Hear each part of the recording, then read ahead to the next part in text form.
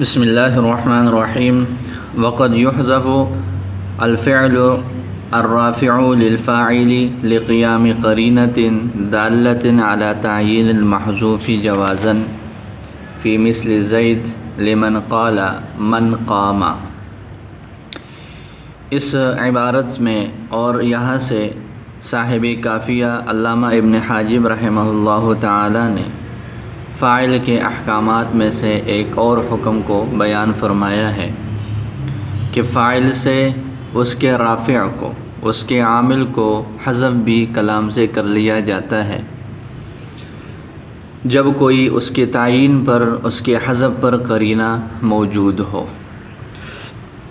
یہ حذف کرنا کبھی تو جائز ہوتا ہے اور کبھی واجب ہوتا ہے۔ اگر صرف تعیین، محذوف کی تعیین پر قرینہ موجود ہو، قرینہ سے مراد کوئی ایسی چیز جو اس بات پر دلالت کرے کہ یہ فاعل ہے اور اس کا عامل یہاں پر فعل یا شبہ فعل محذوف ہے، جب وہ پایا جائے تو وہاں پر اس عامل کو حذف کرنا جائز ہو جاتا ہے۔ لیکن اگر اس طرح کوئی قرینہ پایا جائے جس کی وجہ سے حذف کرنا جائز ہو اور پھر وہاں پر اس محذوف چیز کے کوئی اور چیز قائم مقام ہو جائے، اس کی نیابت کوئی اور چیز لے لے، تو پھر وہاں پر اس عامل کو حذف کرنا واجب ہو جاتا ہے۔ سب سے پہلے مصنف رحمۃ اللہ علیہ نے جوازی صورتوں کو بیان فرمایا ہے کہ جب کوئی قرینہ موجود ہو تو وہاں پر فاعل کے عامل کو حذف کرنا جائز ہے۔ اس کی صورت انہوں نے یہ ذکر کی ہے کہ کسی نے سوال کیا من قام، کون کھڑا ہوا، تو من قام کے جواب میں یوں کہنا بھی جائز ہے قام زید، اور یوں کہنا بھی جائز ہے صرف زید، اور یہ پوری عبارت یوں ہو جائے گی کہ جی زید قام، قام زید، یہ اس کی عبارت جو ہے وہ بن جائے گی۔ تو یہ جائز ہے حذف کرنا، ذکر بھی کر سکتے ہیں، حذف بھی کر سکتے ہیں۔ یہ ہے من قام سوال محقق۔ آگے دوسری صورت سوال مقدر کی ہے، وہ انشاءاللہ آگے وضاحت کے ساتھ آ رہی ہے۔ اب ہم شرح کی وضاحت جو ہے وہ پڑھ لیتے ہیں۔ وقد يحذف الفعل الرافع للفاعل۔ الرافع للفاعل کا جو لفظ ہے کیوں ذکر کیا؟ ایک اعتراض کا جواب دینے کے لیے۔ الرافع للفاعل ایک اعتراض ہوا، متن کی عبارت ہے کہ وقد يحذف الفعل، کبھی فعل کو حذف کر لیتے ہیں، تو یہ فعل کو حذف کرنا یہ تو ایک ایسی بحث ہے جو کہ اس ہماری موجودہ بحث سے ہٹ کر ہے، اس لیے کہ ہم تو فاعل کی بحث کر رہے ہیں، فعل کی بحث تو نہیں کر رہے کہ اس کے اندر ہم فعل کے ذکر اور حذف کو ذکر کر دیں۔ تو پہلا اعتراض یہ ہو جائے گا کہ بحث چل رہی ہے فاعل کی، درمیان میں وہ فعل کے حذف کی بات آ گئی، ایک اعتراض۔ دوسرا اعتراض یہ ہے کہ جی فاعل تو فعل کا بھی ہوتا ہے لیکن شبہ فعل کا بھی ہوتا ہے، تو الفعل کو خاص کیا تو شبہ فعل کے لیے اس کا کیا حکم ہے، حالانکہ وہاں پر بھی شبہ فعل کو بھی حذف کر لیا جاتا ہے۔ تو یہ الرافع للفاعل سے انہی دونوں اعتراض کا جواب دیا۔ کیسے دیا؟ وہ اس انداز سے دیا کہ جی یہاں پر مطلقاً فعل کی بات نہیں ہو رہی، بلکہ اس فعل کی بات ہو رہی ہے جو کہ فاعل کے ساتھ جڑا ہوا ہے اور فاعل کے لیے وہ رافع ہے، تو لہذا اس فعل کی بات ہو رہی ہے، مطلقاً کی نہیں ہو رہی۔ تو یہ اعتراض پہلا وہ اس طرح ختم ہو جائے گا۔ دوسرا اعتراض یہ تھا کہ جی یہ فعل کو خاص کیا ہے جبکہ فاعل تو شبہ فعل کا بھی ہو سکتا ہے۔ اس کا جواب دیا کہ یہاں پر الفعل سے مراد وہ چیز ہے جو رافع ہو، جو فاعل کو رفع دے، الرافع للفاعل۔ اب فاعل کے لیے جو رافع ہے وہ فعل بھی ہے اور اس کے ساتھ ساتھ شبہ فعل بھی ہے، تو لہذا الرافع کے اندر یہ دونوں ہی باتیں آ جائیں گی، یہ صرف فعل کے ساتھ خاص نہیں ہوتا۔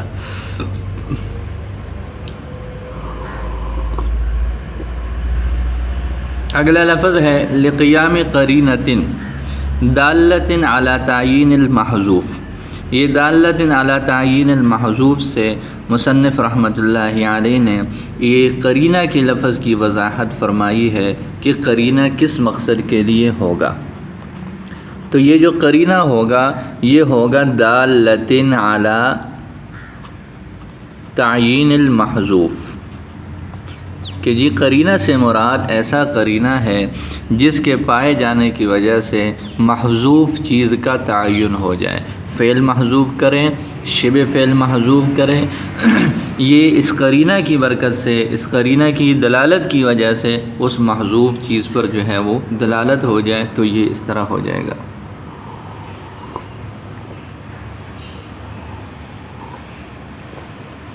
یہ اس کا قرینہ کی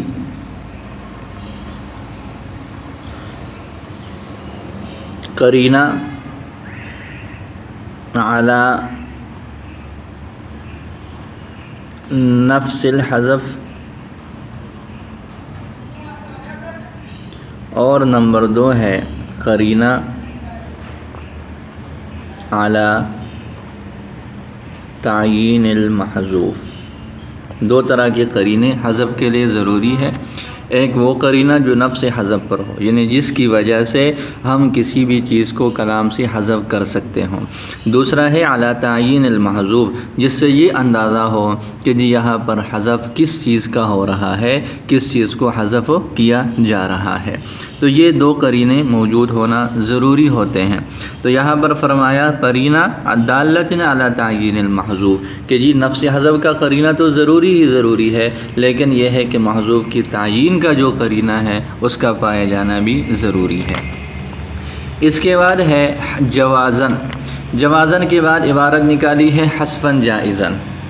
جوازن کے بعد یہ عبارت کیوں نکالی ہے، اسی طرح آگے وجوباً کے اندر بھی اسی طرح کی عبارت نکالیں گے، وجوباً حذفاً جائزاً۔ اس عبارت کو آج ہم سمجھ لیتے ہیں۔ وہ یہ ہے کہ حذفاً جائزاً سے مصنف رحمۃ اللہ علیہ نے جوازن کی ترکیب سمجھائی ہے۔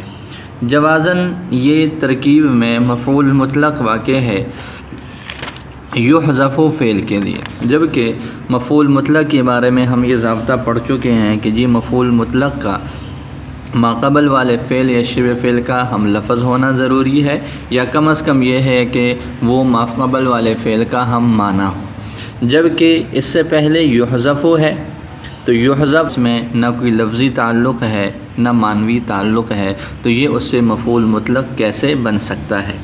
اس کا جواب دیا حذفاً جائزاً کا لفظ نکال کر۔ سب سے پہلے تو یہ بات ذکر کی ہے کہ جی یہاں پر یہ جوازاً مفعول مطلق تو ہے لیکن بالواسطہ ہے، بلا واسطہ نہیں۔ وہ اس طرح کہ یہ عبارت یوں بن جائے گی یحذف حذفاً جوازاً۔ یہ یحذف فعل ہے، یہ اس کا مصدر ہے، یہ موصوف ہے اور یہ اس کی صفت ہے۔ موصوف اور صفت مل کر یحذف فعل کے لیے یہ مفعول مطلق ہو جائیں گے۔ لہٰذا ایسے کیا کہ یہاں پر صفت کو قائم مقام بنا دیا موصوف کے اور موصوف کو حذف کر دیا، تو یحذف جوازاً آ گیا۔ اب جوازاً کو شارح رحمۃ اللہ علیہ نے، علامہ جامی نے جائزاً کے معنی میں لیا ہے۔ جائزاً کے معنی میں اس وجہ سے لیا ہے کہ جی موصوف اور صفت کا آپس میں حمل ہوتا ہے، موصوف اور صفت ایک دوسرے پر، صفت کا جو ہے وہ موصوف پر حمل ہوتا ہے، اس کے اوپر محمول ہوتا ہے، اور محمول حمل کے لیے یہ ہے کہ جس چیز کا حمل کرنا ہو وصف محض، یہ جو مصدر ہے یہ ہے وصف محض، یہ مصدر ہے، مصدر کو وصف محض کہہ دیتے ہیں۔ جواز جو ہے یہ مصدر ہے، جب جواز مصدر ہوا تو یہ وصف محض ہوا، وصف محض کا حذفاً پر حمل کرنا یہ درست نہیں ہے، حذفاً جوازاً، اس لیے کہ حذف جائز ہوتا ہے، حذف کو جواز نہیں کہا جاتا۔ تو پھر اسی اعتراض کو ختم کرنے کے لیے جواز یہ مصدر ہے، جواز کو جائزاً کے معنی میں لیا۔ جائزاً کے معنی میں لینے کا مطلب یہ ہے کہ جی یہاں پر یہ مصدر مبنی للفاعل ہے۔ یہ مسئلہ ہم پڑھ چکے ہیں کہ جو مصادر ہوتے ہیں کبھی وہ مبنی للفاعل ہوتے ہیں، یعنی وہ اسم فاعل کے معنی میں ہوتے ہیں، کبھی مبنی للمفعول ہوتے ہیں، یعنی اسم مفعول کے معنی میں۔ تو یہاں پر جواز یہ جائز کے معنی میں، جو اس کا اسم فاعل ہے اس کے معنی میں ہو جائے گا، اور جائز جو ہے یہ ذات ہے، اور ذات کے ساتھ ساتھ مع الوصف بھی ہے، ذات بھی ہے اور اس میں وصف پر بھی دلالت ہے۔ تو جب ہم نے حمل کرنا ہو تو صرف وہ مصدر کا نہیں کر سکتے، بلکہ ایسے کلمہ کا کریں گے جس میں ذات پر بھی دلالت ہو، وصف پر بھی دلالت ہو، اور وہ جواز میں نہیں ہے بلکہ جائز میں ہے۔ تو اس وجہ سے شارح رحمۃ اللہ علیہ نے، علامہ جامی نے جواز کو جائزاً کے معنی میں لیا ہے۔ آگے ہے فیما کان جواباً لسؤال محقق، ان سے ایک اور اعتراض کا جواب دیا، وہ یہ ہے کہ متن کی عبارت یوں ہے فی مثل زید،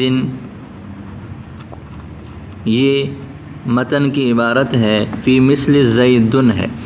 یہ اس میں ایک لفظ اور بھی ہمیں سمجھنا چاہیے کہ مثل مضاف ہے اور زید مضاف الیہ ہے، اور مضاف الیہ کے بارے میں ہم یہ مسئلہ پڑھ چکے ہیں کہ ہمیشہ مجرور ہوتا ہے۔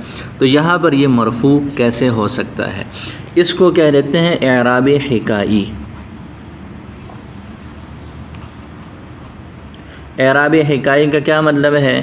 اعراب حکائی کا مطلب یہ ہے کہ جی پورا ایک جملہ ہے، اسی جملے سے کوئی لفظ اسی طرح اٹھا کر، جیسے وہاں منقول ہے کہ جی وہاں یہ لفظ ایسے استعمال ہے اور اس طرح اس پر یہ حکم جاری ہوا ہے۔ جیسے قام زیدن ہے، اب قام زیدن کے اندر ہم نے اس زیدن سے اسی حالت سے بحث کرنی ہے، تو جب ہم اس پر مثل کو مضاف بنا کر ذکر کرتے ہیں تو اس کو ہم اسی حالت میں ذکر کریں گے تاکہ اس کی وضاحت ہو جائے کہ یہ قامہ یہاں پر اس کا فاعل ہے، اس پر حالت رفع ہے، اور پھر اس کی رفعی کی حالت کی مثال دی جا رہی ہے۔ تو اس وجہ سے یہاں پر زید پر جو ہے وہ رفع بھی اگر پڑھ لیا جائے تو یہ اعراب حکائی ہے، یہاں جر کا ہونا کوئی ضروری نہیں ہے۔ تو یہ عبارت ہے متن کی فی مثل زیدن۔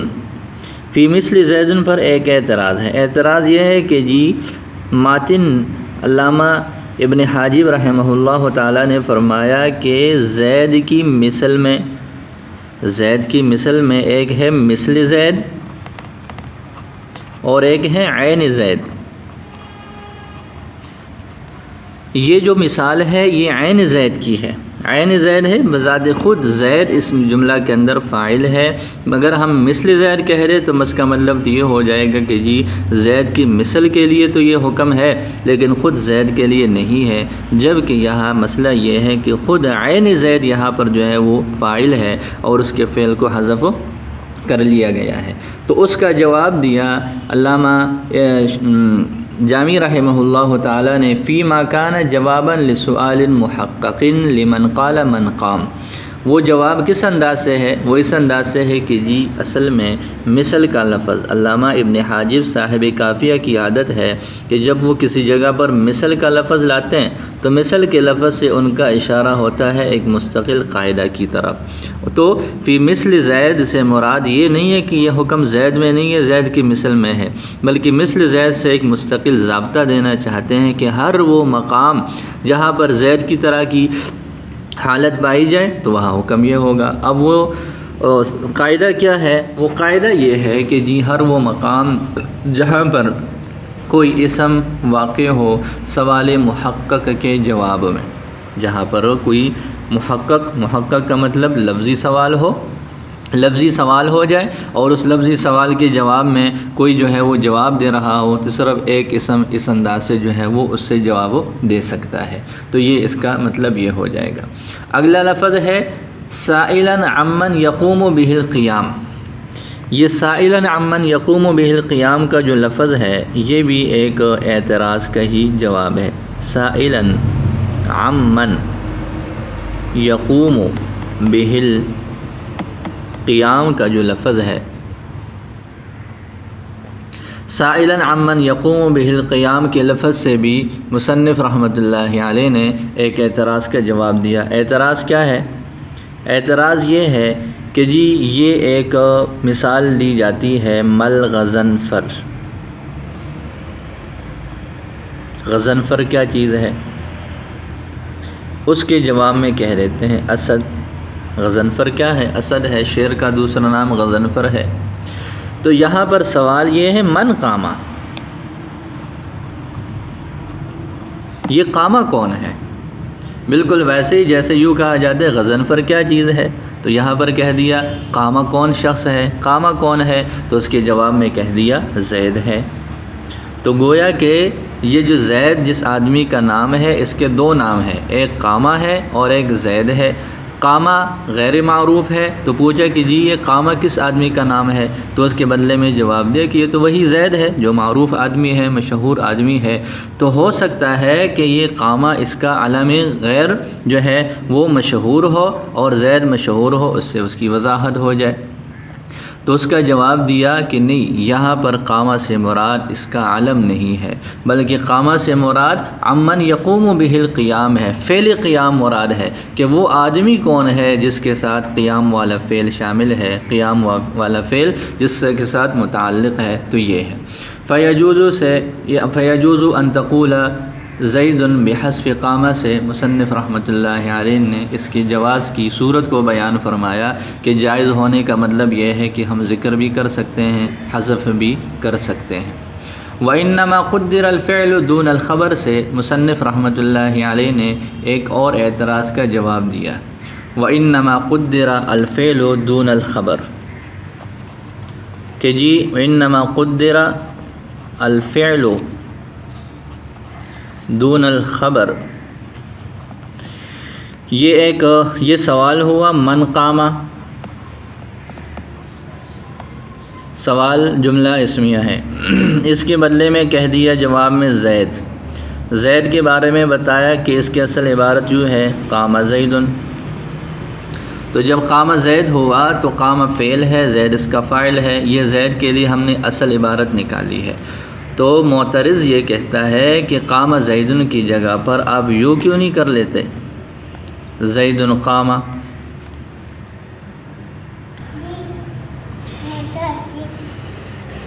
تو یہ من قامہ سے سوال ہوا، زید اس کے جواب میں آیا، آپ لوگوں نے قامہ زیدن نکالا ہے تو آپ زیدن قامہ کیوں نہ نکالیں؟ دونوں میں فرق یہ ہو جائے گا کہ یہاں ہم اس کو جملہ فعلیہ بنائیں گے اور یہ بن جائے گا جملہ اسمیہ،